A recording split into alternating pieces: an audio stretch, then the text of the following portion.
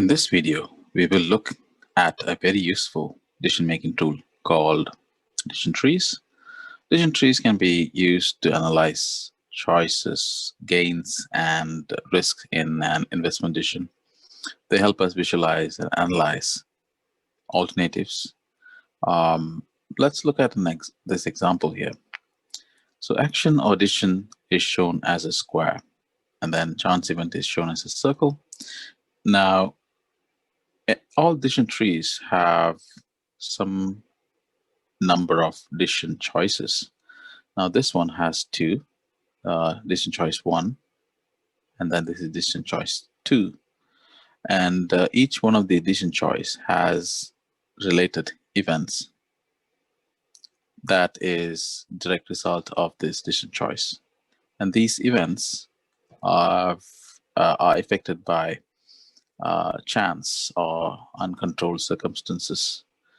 So here, event 1 is twice as likely as event 2.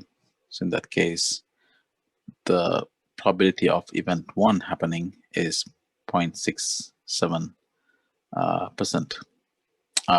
67%. So to calculate the expected monetary value for decision choice 1, we would find the net yield from event 1 and multiply that by the probability of that event happening. And then we do the same thing for the other event for the same decision and sum them up together to find the expected monetary value. Now, this decision tree has just two decision choices, and each decision choice has two possible events. And so all you got to do is find the net yield multiplied by the probability, and then you'll get the expected value. Sum it for the decision choice, and then you would get the expected monetary value. Now, looking at these two, you do the same for the other decision, and then looking at these two, this has a higher expected monetary value. So therefore, this is the best option. Now, it's important to remember that decision tree does not give the answer, but it helps one to decide which alternative gives the largest expected monetary value. Of course, given the information related to the decision. Now, this one has just two decision choices, and then each choice has two possible events. Now, there can be more complex decision trees. Now, this is a very simple decision tree. And let's look at a complex decision tree. Now, let's take a look at this decision tree here. Now, this decision tree has three decision choices. And then each choice has four possible events. Now, these events, the probability of each one of these events, when you sum them together, it'll sum to 1. And here, when this event happened, the gain is like 100,000. And then the cost associated with this decision choice is 25,000. So you can find the difference and multiply the net amount by the probability. Then you get the expected value, and do it for all the events of the decision choice, and then sum them together. That'll give you the EMV of that decision choice. Now, looking at the EMV of these three decisions, this is the highest or the largest, has the largest expected monetary value. So this is the best option. Now, this information given here is pretty straightforward. So you get the gain, and then you have the cost, and then you find the net, and then multiply by the probability and get the expected value, sum them together for each decision.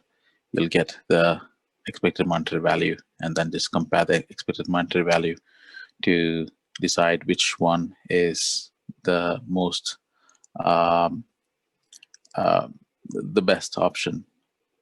Now, sometimes instead of giving you this amounts, directly or straight away.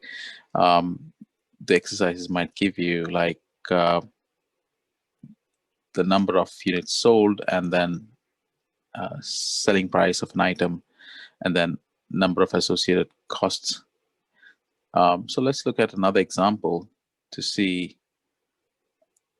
this. Now, in this example, instead of giving you the gain straightforward, they may have given you like the selling price, maybe $25 is the selling price of a unit. And then now this is let's say a make and buy decision. So you have either you can make the product internally. So the two possible ways in which alternatives in which you can make the product, or different processes. And then there is a buy option. Now, each one of these options has two possible events. Each decision choices can result in two events.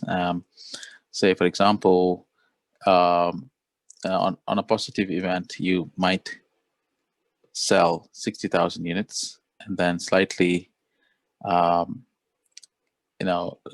less optimistic event might result in sales of 40,000 units. So the sales is found by multiplying for event 1, multiplying 60,000 times 25, and then sales for event 2 is 40,000 times 25. So that gives the sales.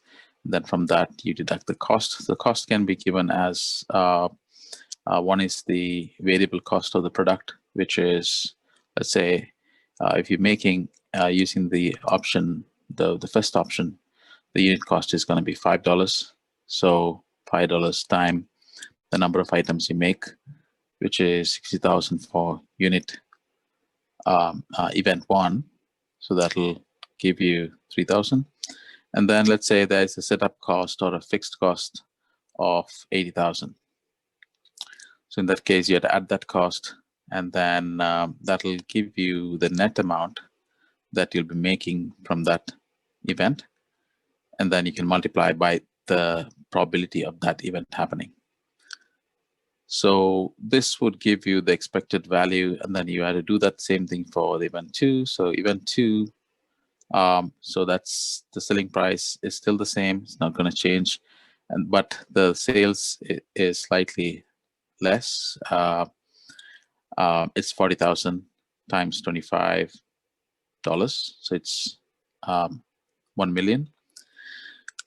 And so the variable cost is unit price $5 into 40,000. So that is 200,000. And then you still have the, let's say, a fixed cost of 80,000. So we are adding that together and deducting from the sales to find the net amount. And then we're going to multiply that by the probability of the event. So when you add them together, that'll give you the EMV of decision choice 1 here. And then you do repeat that same thing for decision choice 2 and decision choice 3.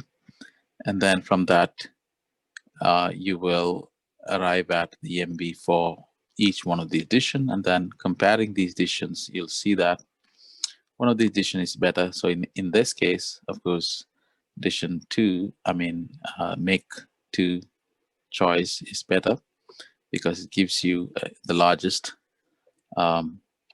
expected monetary value. So you choose that option.